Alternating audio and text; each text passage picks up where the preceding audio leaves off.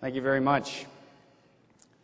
It's an honor for me to be here tonight and to have served since 2004 as a member of the My Good Deed National Advisory Board. Before we begin, please join me in observing a brief moment of silence in remembrance of those who we pay tribute to tonight, to those who were lost on 9/11, to those we have lost since then to the side effects of the rescue and recovery effort, and to the many brave men and women who have died in the field of battle in defense of freedom and our nation.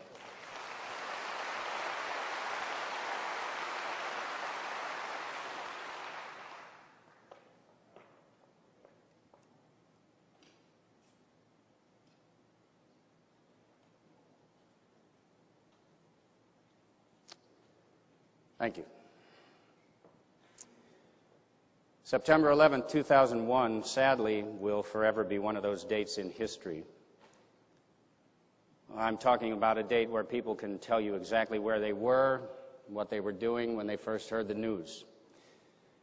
Dates like December 7th, 1941, the attack on Pearl Harbor, November 22nd, 1963, the assassination of John F. Kennedy, and now September 11th, 2001. The attack on our mainland by 19 suicidal terrorists. 9/11. Yet people say that we are forgetting that date, that we're forgetting 9/11. And in many ways that is true. Part of it is human nature. We all move on.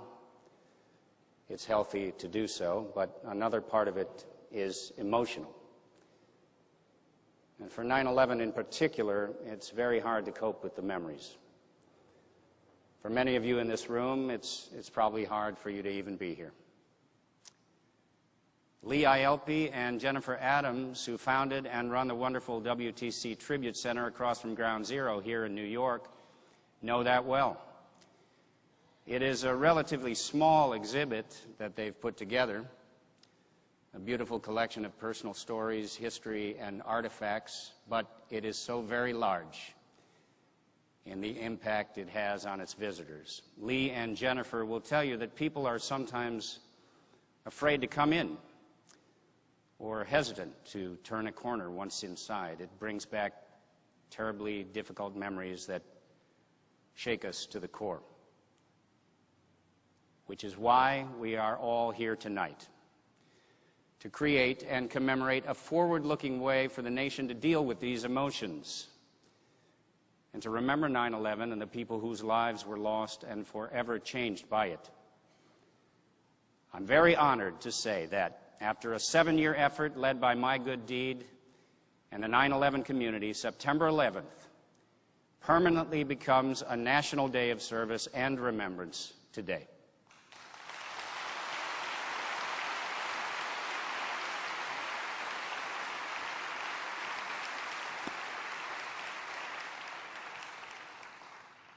Now, people have asked, why a day of service and remembrance? I think many of you already know the answer to that question. You experienced it in your own lives, just as Cindy McGinty did. While we can never forget the horrific tragedy of that day, we must remember that 9/11 was also about people pulling together to help one another. We've heard about many of these stories, and there are many that we'll never know about. The hundreds of first responders who raced to the scene and charged into the towers without regard to their own safety. The passengers of Flight 93 who refused to accept their fate and saved the lives of so many others. Those in the Pentagon who emerged from the fire with colleagues on their arms. And those on the hijacked planes who called their loved ones and gave comfort to one another. A lot of people didn't wake up that morning planning to be heroes. But that's exactly what they became. They put themselves at risk and in many cases gave up their lives to protect others that they didn't even know. The stories are endless, and they continue on to this very day. All told, more than 35,000 people spontaneously arrived on the scenes of those tragic events, offering to do whatever they could. And all of America and the world came together in a remarkable sense of unity and compassion. A dear friend of mine, retired firefighter and former Marine John Vigiano, who lost both his sons at Ground Zero and spent days looking for them in the rubble, said to me once, "This reinforces my feelings about how more good came out of 9/11 than evil." I recall leaving the site every night between 2300 and 2400 hours, and the streets were lined with people giving water and whatever they could to anyone who needed it. When we returned in the morning, usually about 06:30, many of the streets were still crowded with people helping.